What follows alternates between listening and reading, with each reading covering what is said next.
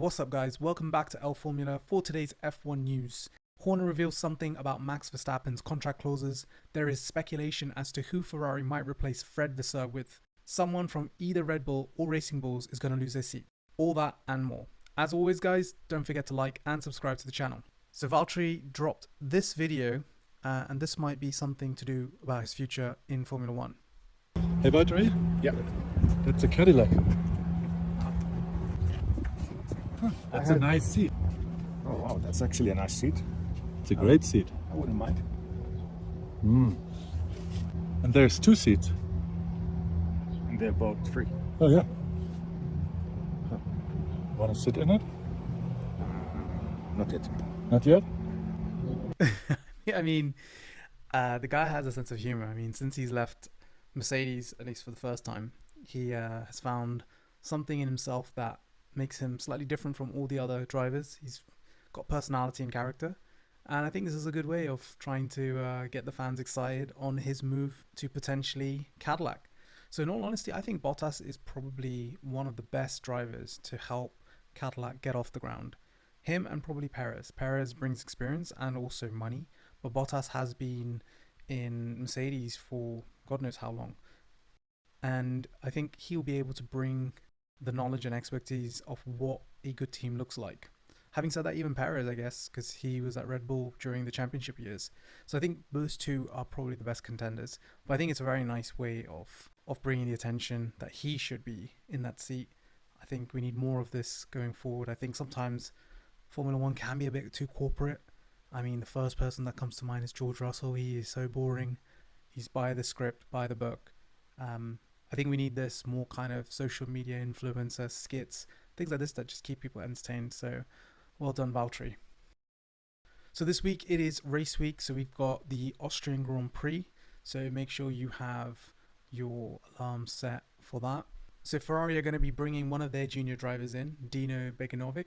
He will be taking the place of Charles Leclerc in free practice 1. This isn't his first time in the Ferrari. He was there in the Bahrain Grand Prix in free practice. So let's see how he fares. But right now we don't really hear much about Ferrari juniors. There doesn't seem to be any sort of big prospects in the works. So yeah, I wish him the best.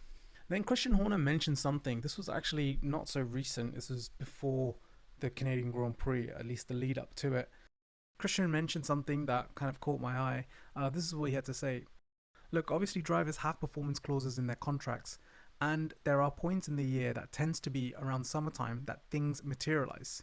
This has obviously got to do with Max Verstappen's contract clauses about where either Red Bull are in the championship by the summer or where he is by that summer. And I think that can trigger some form of performance clause which will allow him to leave his contract. As a reminder, his contract length is up until 2028. So this would be his way out of Red Bull and potentially into something like a Mercedes or even an Aston Martin. If Max were to move to Mercedes, Toto made some interesting comments about who he would want to have in his team. He's giving like a fierce warning that he's going to be ruthless. And this is what he had to say. I believe that the best ones also have social intelligence and emotional intelligence. They know how to maneuver in a paddock. They are career driven and focused, but they are not selfish. Lewis Hamilton is a fantastic team player, and he has been the most successful of all time. Michael Schumacher was able to assemble a team around him and be hugely successful. So you see that with the best, talent and ambition, but also consciousness that it all doesn't revolve around yourself. I don't know why he said that, because a lot of the time Max does not embody those kind of traits. He is ruthlessly selfish. He sometimes doesn't think about the team. There was that time in Brazil where he did not allow Perez to go ahead of him to seal, I think it was second in the championship. It's all these things that Max does that makes him this exceptional talent, but he may say things or do things that may not be in the team's best interest. And that's who Max is. He's unapologetically himself. And I don't think that goes well with what Toto has just said in this article. So found that quite interesting. I don't think that it's a relationship where if Max were to join Mercedes, I don't think they would necessarily fall out. But I think there is a lot more managing that Toto would have to do if Max is in the team. So we've just been given some hints, and this is from an Italian journalist, and his name is Leo Turini. There were some interesting comments about potentially who would take over the job of Fred Vasseur if they sacked him. So I'm not going to try and pronounce this, but this is, I think, the organization. So actions have been put under scrutiny by top management. The French boss has been asked to account for the unsatisfactory performance. His position is no longer so firm. He is accused of knowing little about the internal environment. La Gazzetta dello Sport went as far as to put a timeline on Ferrari's decision, claiming Vasseur had until the British Grand Prix to turn the tide. Both publications speculated that Antonello Coletta, the man in charge of Ferrari's hypercar program, could be in line for the job after Ferrari clinched their third successive 24 hours of Le Mans victory. It was quite interesting how all these articles had come out all at once. And it also led up to the 24 hours of Le Mans. So they must have known either the car was really good or they were very impressed by preparations. And they thought if there is a victory, then probably this makes the most sense. This person has won 3 years in a row. He's probably the person who should take the lead with Ferrari Scuderia. I also think the British Grand Prix is 2 Grand Prix away. So you've got Austria and then Silverstone. I don't really know if there's enough time to really judge the upgrades that are coming between these 2 Grand Prix. Sometimes these upgrades come and then they need time to kind of collect the data, make tweaks, adjustments to then get them working. And I think it would be really harsh if they got rid of him almost halfway through the season because we still don't know what he has in the works for 2026. I think they should wait for 2026 to happen. And if within the first few races, you know you're not at the top, then you should get rid of him and then get somebody else in to drastically change the organization, and then hopefully they can make improvements in the 27 or 28 season. So Turkey's Istanbul Park has been in negotiations for Formula One for some time apparently. I think personally it's one of my favorites. I know it's a driver favorite. It's got a mix of high-speed corners, elevation changes, and also the all-famous Turn 8. I think the circuit also allows for overtaking, and I think it would be a great addition to the calendar. I don't think we need more of these artificially made street circuits, and we shouldn't be giving it to the highest bidder because we're starting to get some races that are quite lame. Miami comes to mind. I'm not so fond of the new Madrid circuit. I think it looks pretty bad.